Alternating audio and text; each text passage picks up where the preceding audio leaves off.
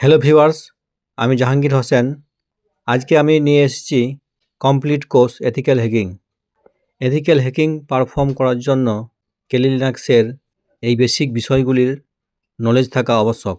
আমি আপনাদের কেলি লিনাক্স এর বিগিনিং থেকে অ্যাডভান্স লেভেলে পৌঁছে দেব। আমি প্রত্যেকটা কমান্ড, প্রত্যেকটা বিষয় খুব সহজভাবে বোঝানোর চেষ্টা করব। যারা বিগিনার তাদের সংক্ষেপে দুটি বিষয় দেখাবো। কম্পিউটারে কী করে কেলি লিনাক্স ইনস্টল করবেন। প্রথমে দুটি সফটওয়্যার ডাউনলোড করতে হবে। ১ নম্বর ওরাকেল ভার্চুয়াল বক্স, ২ নম্বর কেলি লিনাক্স ইমেজ ফাইল। তাই প্রথমে এই ওয়েবসাইট থেকে ভার্চুয়াল বক্স সফটওয়্যারটি ডাউনলোড করে ইনস্টল করে নেবেন।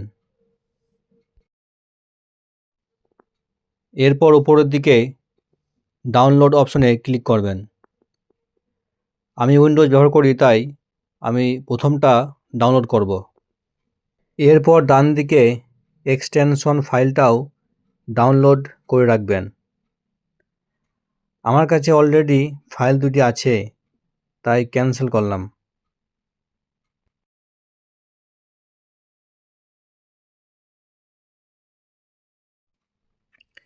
এরপর গুগলে লিখবেন গেট কালি।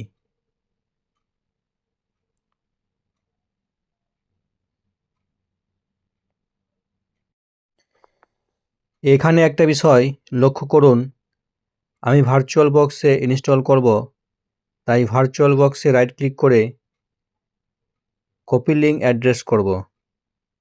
এরপর ডাউনলোডারে সেই লিঙ্কটি পেস্ট করব।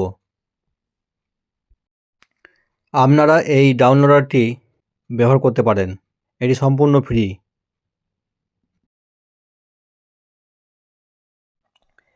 এটা ৩ জিবির ওপর একটা ফাইল। আমার কাছে অলরেডি ডাউনলোড করা আছে, তাই এটি আমি ডাউনলোড করছি না। এই ধরনের একটা ফাইল ডাউনলোড হবে এবং এটির ওপর রাইট ক্লিক করে এক্সট্রাক্ট হেয়ার করবেন এবং আপনার কম্পিউটারে অবশ্যই উইনরার ইনস্টল করে রাখবেন। এরপর একটা এই ধরনের ফাইল তৈরি হবে। এই ফাইলটার ওপর ডাবল ক্লিক করবেন, হলে এটি অটোমেটিক ভার্চুয়াল বক্সে ওপেন হবে। এবার এটিকে ক্লোজ করে দেবেন।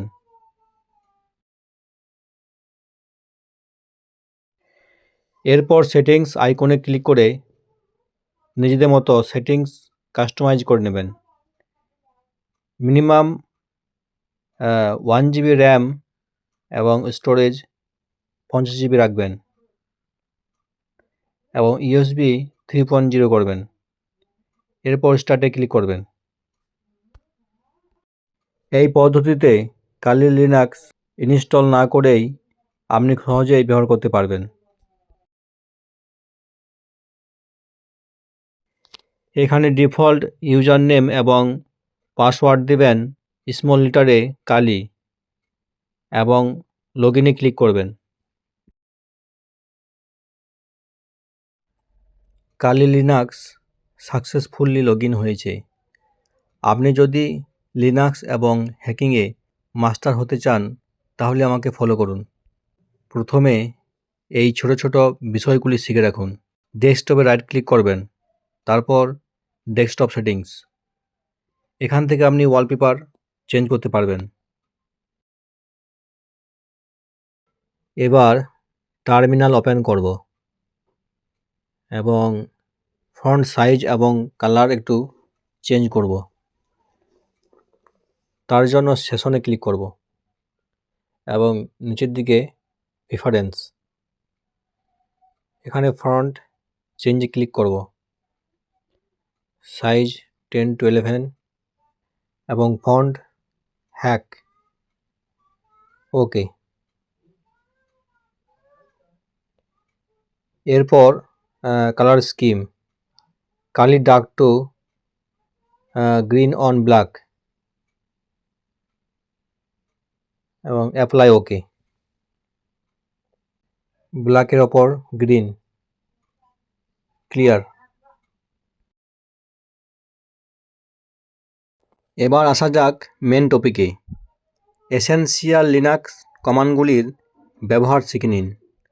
PWD print working directory. বর্তমানে কোন ডাইরেক্টরিতে আছি সেটা জানার জন্য এই পিডব্লিউডি কমান্ডটি ব্যবহার করা হয়। যেমন আমি পিডব্লিউডি কমান্ডটি দিয়ে দেখতে পাচ্ছি যে আমি হোম ডাইরেক্টরিতে রয়েছি।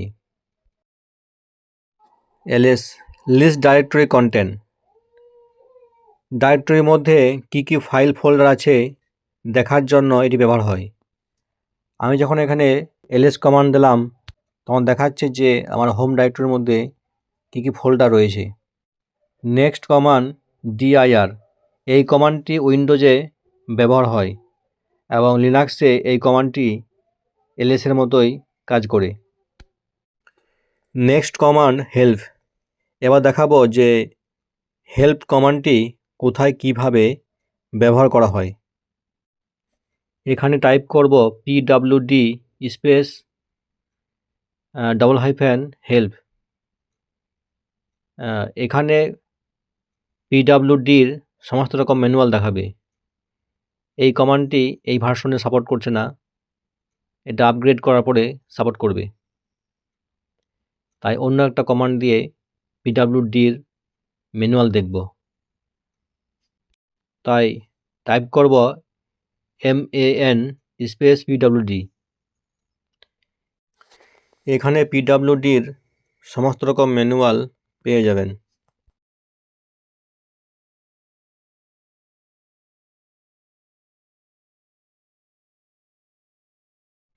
এবার টাইপ করব ls স্পেস $হেল্প। ls কমান্ডের বিস্তারিত ব্যবহারিক ডিটেলস পেয়ে যাবেন। ls কোন কোন কমান্ডের সঙ্গে ব্যবহার করা হবে সে সমস্ত ডিটেলস এখানে দেওয়া আছে এবং কী কী কাজে ls ব্যবহার হয় সমস্ত কিছু এখানে পেয়ে যাবেন। একইভাবে টাইপ করবেন MAN স্পেস $হেল্প এবং ম্যান সম্পর্কিত সমস্ত রকম হেল্প পেয়ে যাবেন।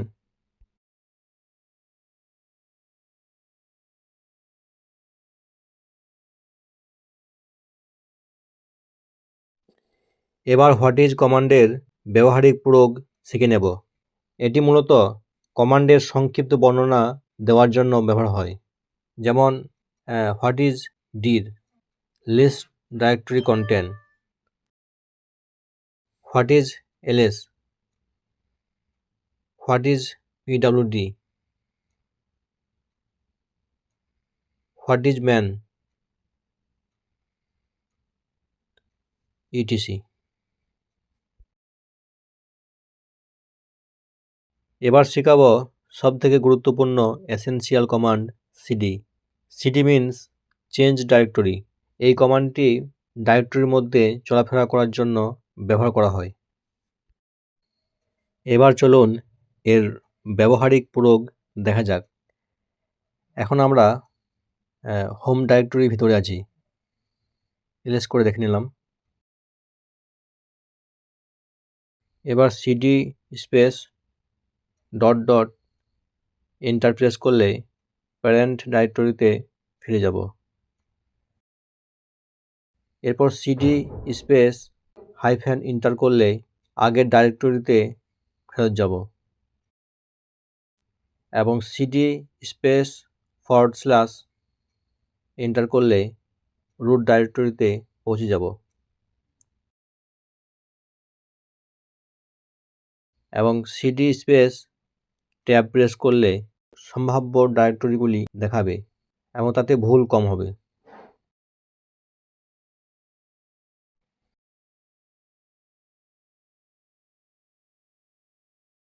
এবং এগেন cd এন্টার প্রেস করলে হোম ডাইরেক্টরিতে ফিরে যাব এবং ls করে দেখে নেব।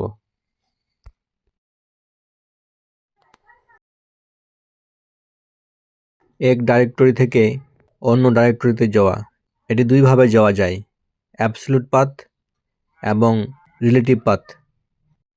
এবার আমি অ্যাবসলিউট পথ ব্যবহার করে ডাউনলোড ফোল্ডারে যেতে চাই। তাহলে আমি কমান্ড দেব cd space slash home slash user name. এখানে আমার ইউজার নেম কালী, তাই কালী লিখব। Slash download, enter. এবার সিডি লিখে পুনরায় হোম ডাইরেক্টরিতে ফিরে যাব। পুনরায় একইভাবে কমান্ড দেব CD space slash home slash user name, এখানে কালী লিখব, স্ল্যাশ, যদি আমি ডাইরেক্টরি বা ফোল্ডারের নাম ঠিকঠাক না জানি বা স্পেলিং না জানি বা মনে না থাকে, তাহলে স্ল্যাশের পর ট্যাব প্রেস করব। তাহলে সম্ভাব্য ডাইরেক্টরি বা ফোল্ডার বা ফাইলের নামগুলি এখানে শো করবে এবং সেটার উপর রেখে এন্টার প্রেস করব। এবার আপনারা বলুন, যদি ডেস্কটপে যেতে চান তাহলে কি কমান্ড দেবেন?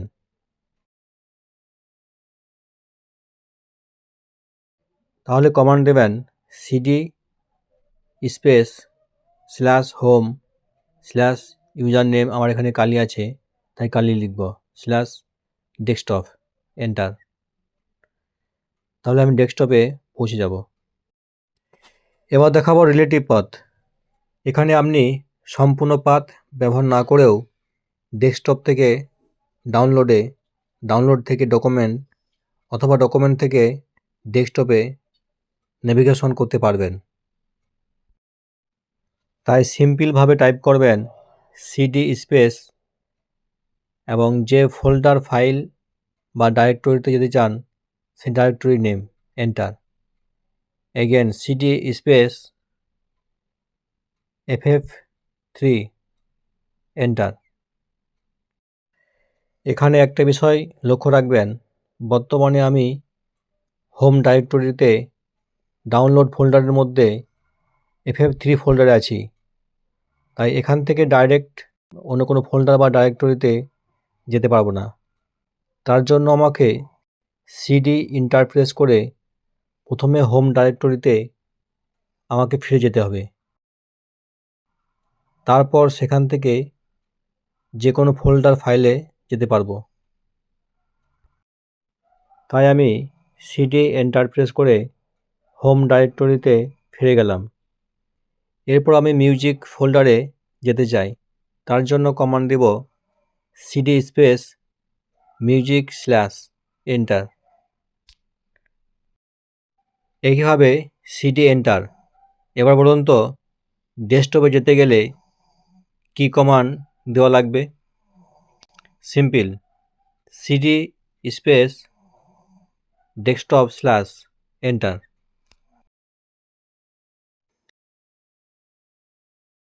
এবার এই এসেনশিয়াল লিনাক্স কমান্ডগুলির ব্যবহার করা শেখাবো। প্রথম কমান্ড mkdir মানে মেক ডাইরেক্টরি। এই কমান্ডটি ফোল্ডার, ফাইল বা ডাইরেক্টরি তৈরি করার জন্য ব্যবহার করা হয়। আমি ডেস্কটপে ফোল্ডার বানাবো, তাই সিডি ডেস্কটপ লিখে ডেস্কটপ করে নিলাম। মনে করুন ডেস্কটপে এবার আমি 4টি ফোল্ডার বানাবো, টেস্ট, টেস্ট2, 4, FF5।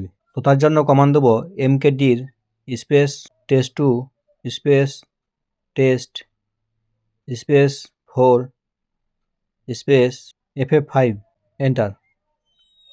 দেখুন এবার ডেস্কটপে 4টি ফোল্ডার তৈরি হয়ে গেছে। এবার মনে করুন যে ওই 4 নামের ফোল্ডারটি ভুল, তাই ওটাকে আমি রিমুভ করতে চাই। তাহলে কি কমান্ড দেবেন? তাহলে কমান্ড দেবেন rm space hyphen smaller space 4, enter. এবার দেখতে পাচ্ছেন ডেস্কটপের যে 4 নেমের ফোল্ডার ছিল সেই ফোল্ডারটি ডিলিট হয়ে গেছে। এবার আপনারা বলুন যে FF5 ফোল্ডারটি যদি রিমুভ করতে চান তাহলে কি কমান্ড দেবেন? এরপর নেক্সট কমান্ড শেখাবো সিপি মিনস কপি। এই কমান্ডটি কোনো কিছু কপি করার জন্য ব্যবহার করা হয়। আমি এখানে FF5 ফোল্ডারটি কপি করে টেস্ট ফোল্ডারে নিয়ে যাব। তার জন্য কমান্ড দেব cp space -r space ff5 space test, enter. এখানে একটা ভুল হয়েছে, এগেন দেখা যাক।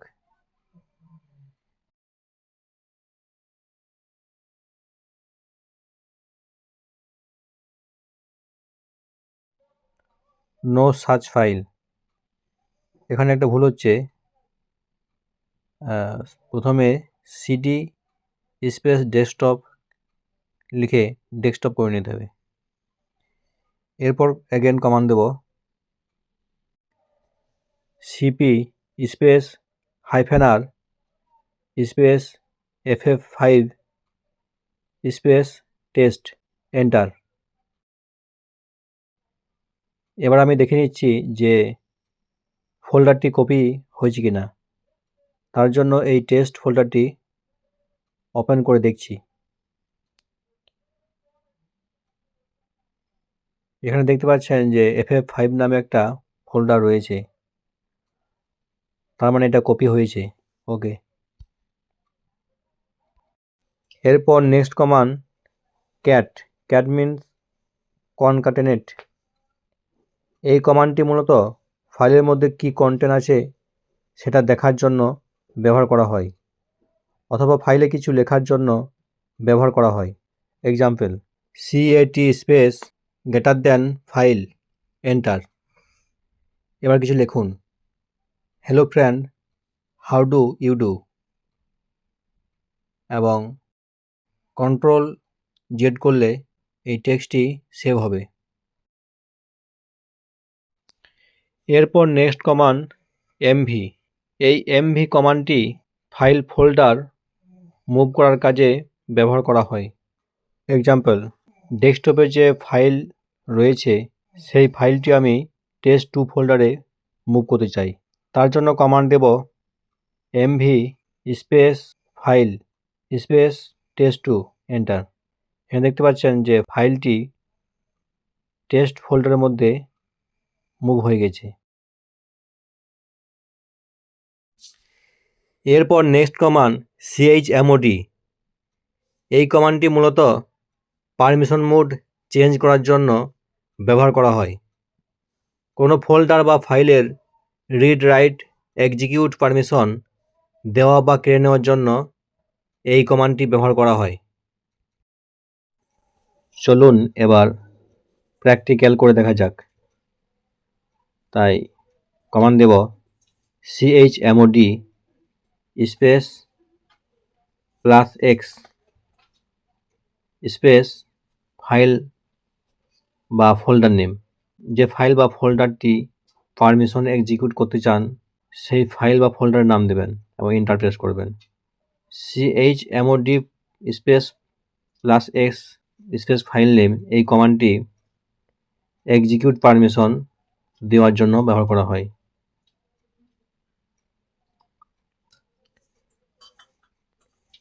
এবার ls স্পেস -l করে দেখে নেব। এখানে দেখছেন রিড রাইট এক্সিকিউট সব পারমিশনই রয়েছে।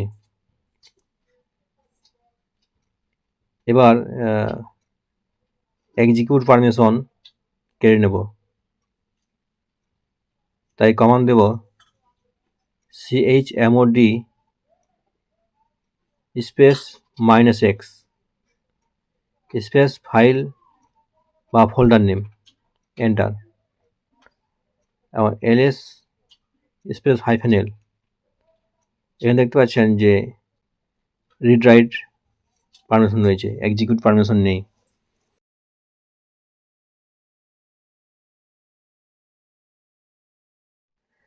পারমিশন ব্যাপারটা আরও সহজ করার জন্য কিছু কোডের ব্যবহার করা যেতে পারে,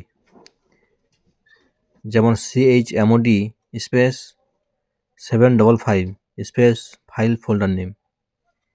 এটি মালিকের জন্য সব পারমিশন এবং অন্যদের জন্য রিড ও এক্সিকিউট পারমিশন দেয়।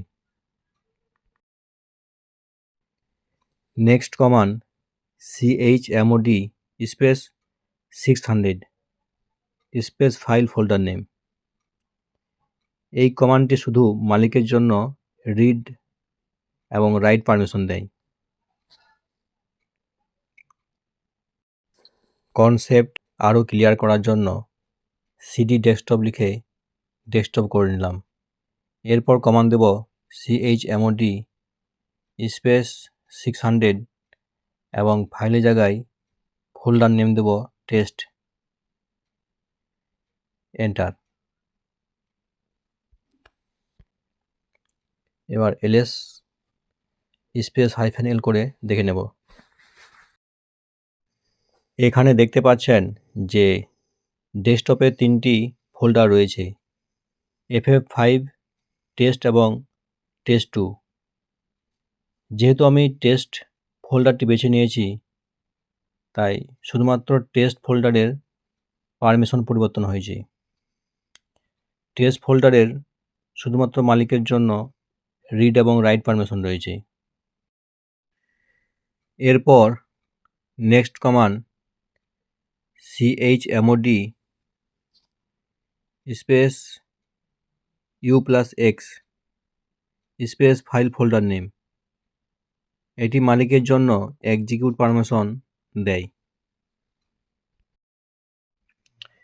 এবার ls স্পেস -l করে দেখে নেব। এখানে দেখতে পাচ্ছেন যে টেস্ট ফোল্ডারে x বা এক্সিকিউট পারমিশন অ্যাড হয়ে গেছে। এরপর next command chmod space 777 space 5 folder name এবং এন্টার।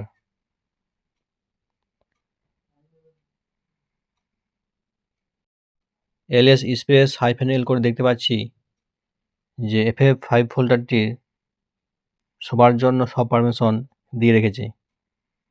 এইভাবে আপনারা কোড ব্যবহার করে ফাইল ফোল্ডারে পারমিশন দিতে পারবেন।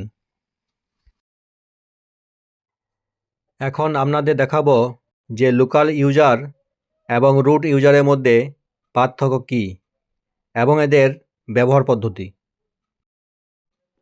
যে কোনো হ্যাকিং অ্যাক্টিভিটিজ রুট পারমিশন ছাড়া প্রায় অসম্ভব। sudo su এই কমান্ডটি রুট পারমিশন দেওয়ার কাজে ব্যবহৃত হয়। তাই এখানে কমান্ড দেব sudo su, এন্টার, এবং আমার মেশিনে যে লগইন পাসওয়ার্ড কালি এন্টার করব। এবং এখানে দেখতে পাচ্ছেন যে হ্যাশ সাইন, এটা রুট ইউজার, এবং ডান দিকে যে ডলার সাইন রয়েছে এটা লোকাল ইউজার। এবার দেখাবো যে রুট ইউজার এবং লোকাল ইউজার কীভাবে কাজ করে। প্রথমে রুট ইউজারে কমান্ড দেব apt স্পেস আপডেট এবং এন্টার। এখানে দেখতে পাচ্ছেন যে কমান্ডটি কাজ করছে।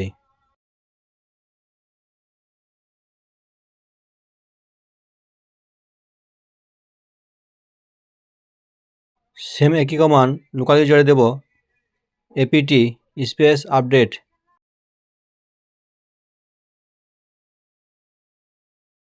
এখানে দেখতে পাচ্ছেন যে লোকাল ইউজারে এই কমান্ডটি কাজ করছে না, তার কারণ হচ্ছে যে এখানে রুট পারমিশন নেই।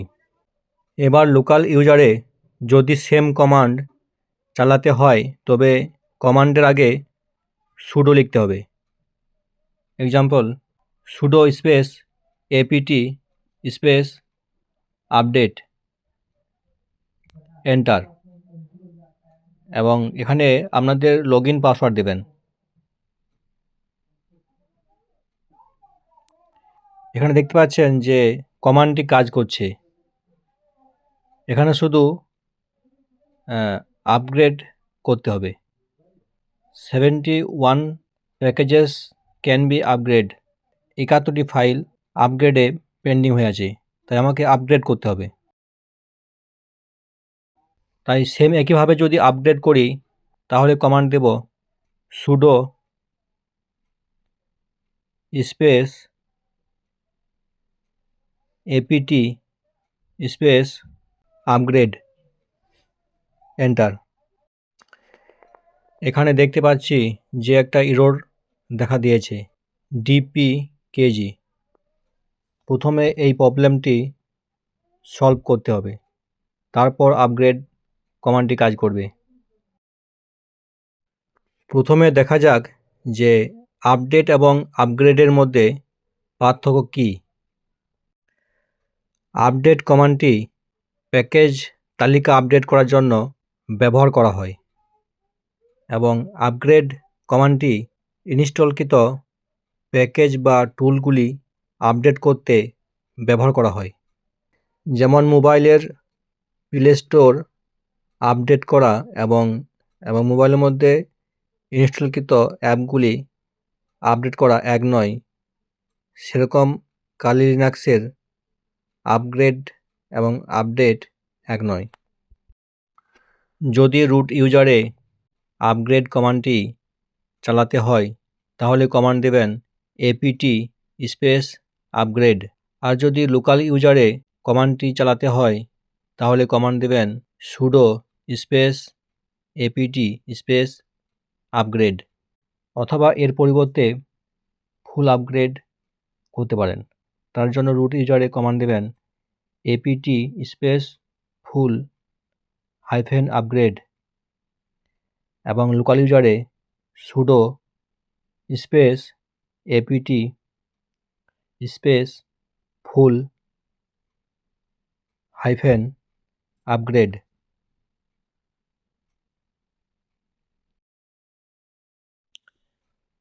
আপগ্রেড এবং ফুল আপগ্রেড যদিও একই কমান্ড, তবে প্রয়োজন হলে এই ফুল আপগ্রেড কমান্ডটি প্যাকেজ সরাতে পারে বা নতুন ডিপেন্ডেন্সি ইনস্টল করতে পারে। এই কমান্ডটি রিকমেন্ডেড। একইভাবে যদি কালি লিনাক্সে কোনো টুল বা প্যাকেজ ইনস্টল করতে হয় তাহলে কি করে করবেন? তাহলে রুট ইউজারে কমান্ড দেবেন apt-get স্পেস ইনস্টল এবং টুলস নেম যেমন gedit, এবং লোকাল ইউজারে সেম কমান্ড দেবেন, শুধু কমান্ডের আগে sudo লিখবেন।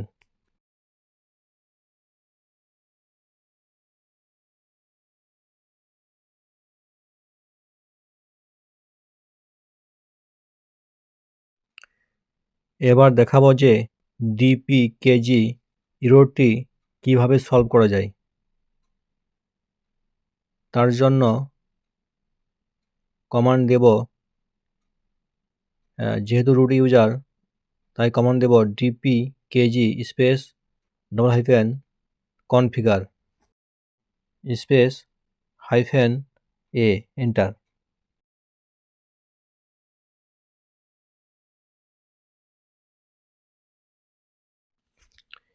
এরপর এখানে কনফিগারিং PostgreSQL, যেহেতু আমি এখন আপগ্রেড করতে চাই না তাই এটা আমি নো করব।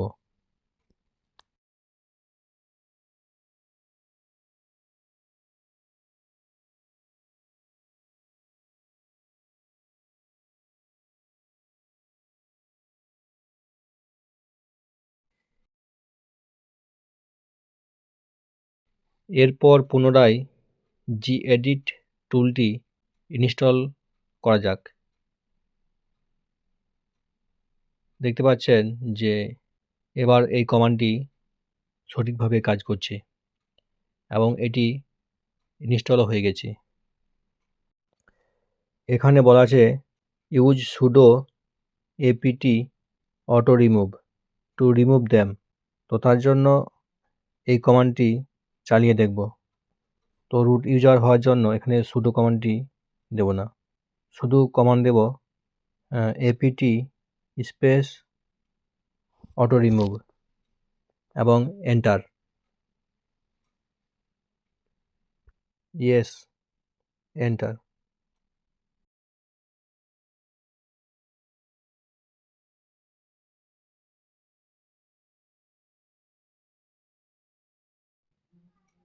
এরপর আপডেট এবং আপগ্রেড কমান্ড দুটি পুনরায় চালিয়ে দেখব। প্রথমে আপডেট কমান্ডটি চালিয়ে দেখব। apt স্পেস আপডেট অথবা apt-get স্পেস আপডেট।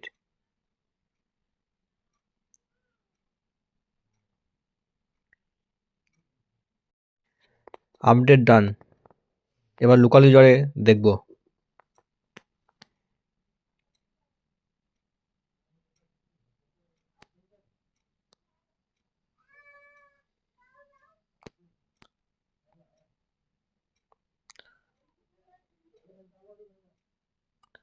ঠিক আছে, এরপর রুট ইউজারে আপগ্রেড কমান্ডটি চালিয়ে দেখব।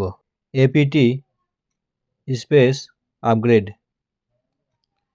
দেখতে পাচ্ছেন যে আপগ্রেড কমান্ডটি কাজ করছে। এরপর ইয়েস টু কন্টিনিউ। আমি এখানে আপগ্রেড করব না, অনেক সময় লাগবে, তাই আমি এখানে নো করে এটা ক্যান্সেল করছি।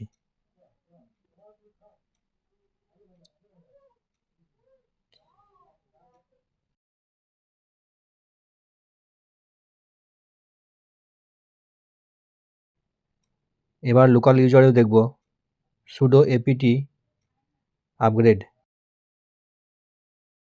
এখানে যে এরর সমস্যাটি ছিল সেই সমস্যাটি সলভ হয়ে গেছে এবং আপগ্রেড কমান্ডটি ঠিকঠাক কাজ করছে। নেক্সট gedit টুলটি ইনস্টল করার চেষ্টা করব।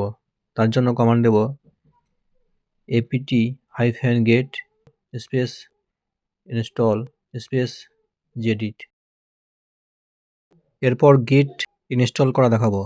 তার জন্য কমান্ড দেবেন apt space update space n space apt space install space git -all space -y enter.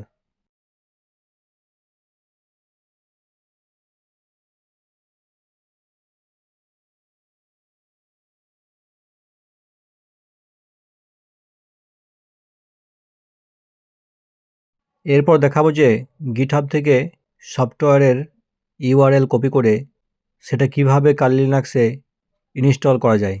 তার জন্য টার্মিনালে sudo su লিখে প্রথমে রুট পারমিশন করে নিচ্ছি।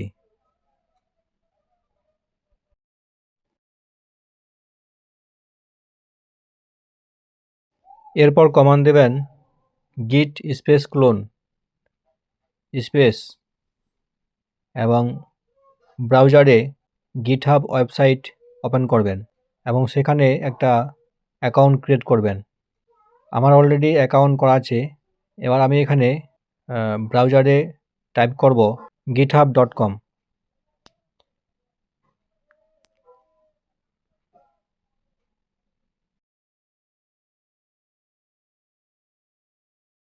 এরপর যে সফটওয়্যার বা যে টুলটি আমার প্রয়োজন সেই টুলটি এখানে সার্চ করব।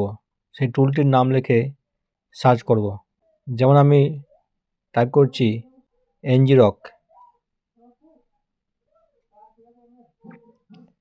এবং সার্চ করার পরে সেই রিপোজিটরিটি ওপেন করব।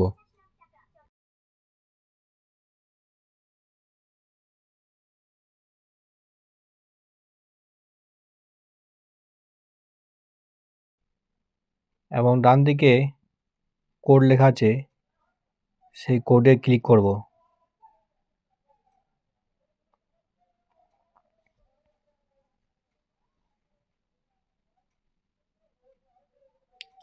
এরপর ইউআরএল https ইউআরএল কপি করব এবং git স্পেস ক্লোন এবং স্পেস দিয়ে ইউআরএলটি এখানে পেস্ট করব।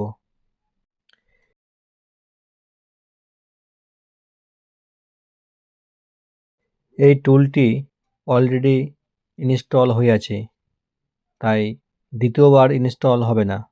তাই প্রথমে এটিকে আনইনস্টল করে দেখাবো। কোনো টুল ইনস্টল হয়ে আছে কি না দেখার জন্য কমান্ড দেবেন ls স্পেস -la স্পেস সেই টুলটির নাম, যেমন ngrok এন্টার।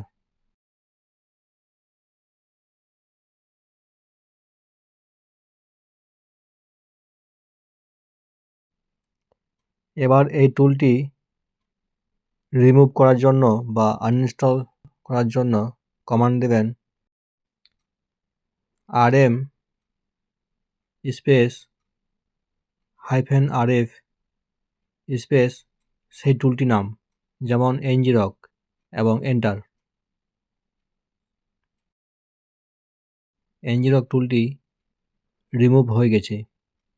এরপর পুনরায় ngrok টুলটি ইনস্টল করে দেখাবো। তার জন্য টাইপ করব git স্পেস ক্লোন স্পেস সেই ngrok-এর গিটহাব থেকে কপি করা ইউআরএলটি এবং এরপর এন্টার।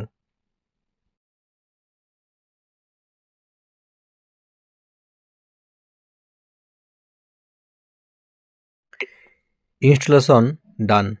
কনসেপ্ট আরও ক্লিয়ার করার জন্য আরও দুটি উদাহরণ দিয়ে দেখাবো। তো ব্রাউজারে গিয়ে গিটহাবে সার্চ করব ওয়াইফাই T2। এখানে অনেকগুলি রিপোজিটরি রয়েছে, তো তার মধ্যে প্রথমটি লেটেস্ট, তাই প্রথমটি ওপেন করব এবং কোডে ক্লিক করে https ইউআরএলটি কপি করব।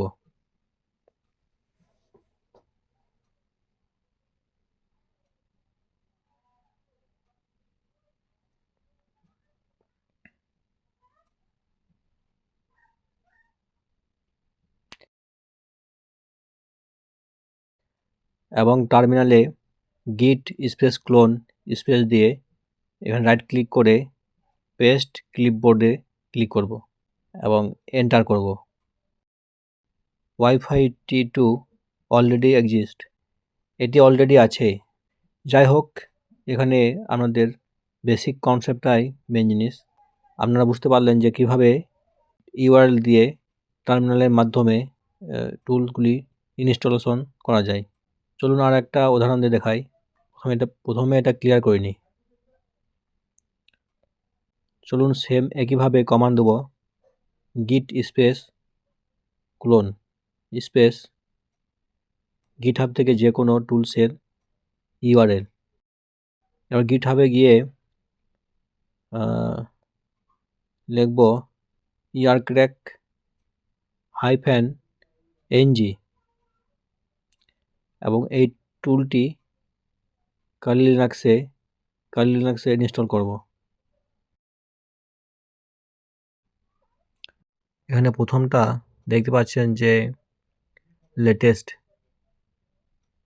27 জুলাই 2025 আপডেট হয়েছে, তাই এটাকে ওপেন করব। এর সেম একইভাবে https ইউআরএল কপি করব এবং টার্মিনালে পেস্ট করব। রাইট ক্লিক এবং পেস্ট ক্লিপবোর্ড, এন্টার।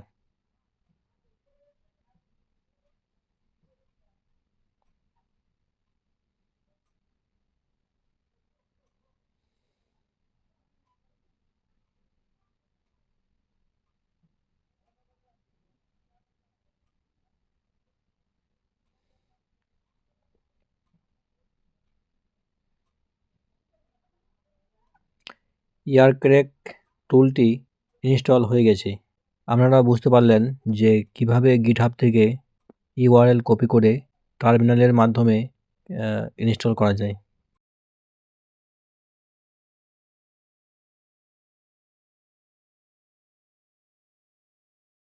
এবার যদি আপনার কালি লিনাক্স মেশিনের ভার্সন জানতে চান, তাহলে কি করে জানবেন?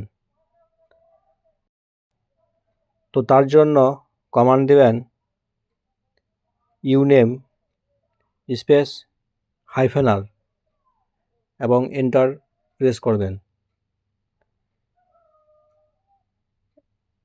এবং এর ফলে আপনার কালি লিনাক্স মেশিনের ভার্সন জানতে পারবেন।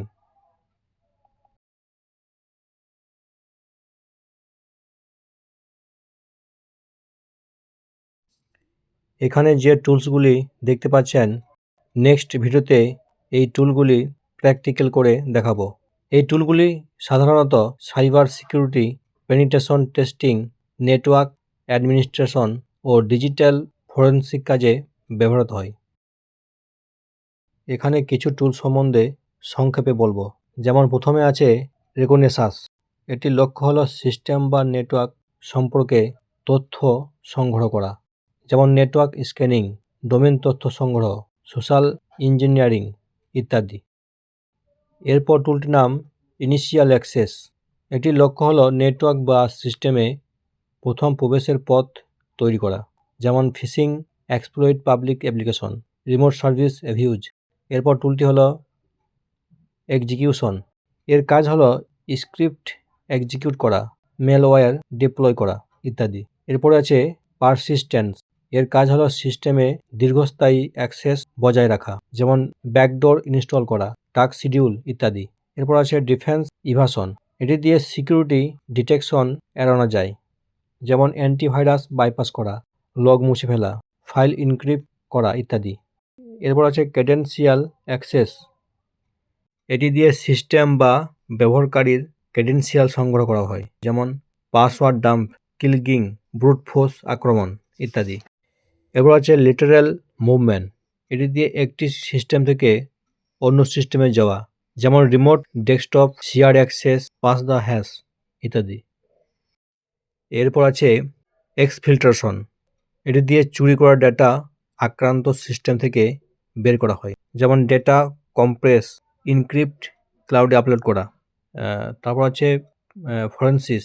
এটি দিয়ে ডিজিটাল ফরেনসিক বিশ্লেষণ করা হয়, যেমন memory analysis, disk imaging, timeline reconstruction ইত্যাদি করা হয়। কালি লিনাক্স একটি অ্যাডভান্স পেনিট্রেশন টেস্টিং এবং সিকিউরিটি অডিটিং ডিস্ট্রিবিউশন। এটি নেটওয়ার্ক বিশ্লেষণ, ভালনারেবিলিটি অ্যাসেসমেন্ট এবং এক্সপ্লয়টেশন এর জন্য ডিজাইন করা হয়েছে। পরিশেষে বলবো যে আমি এই টুলটি ইললিগ্যাল কাজে ব্যবহার করার জন্য উৎসাহ দিই না। আপনি এটি লিগ্যালভাবে প্র্যাকটিস করতে পারেন। ধন্যবাদ।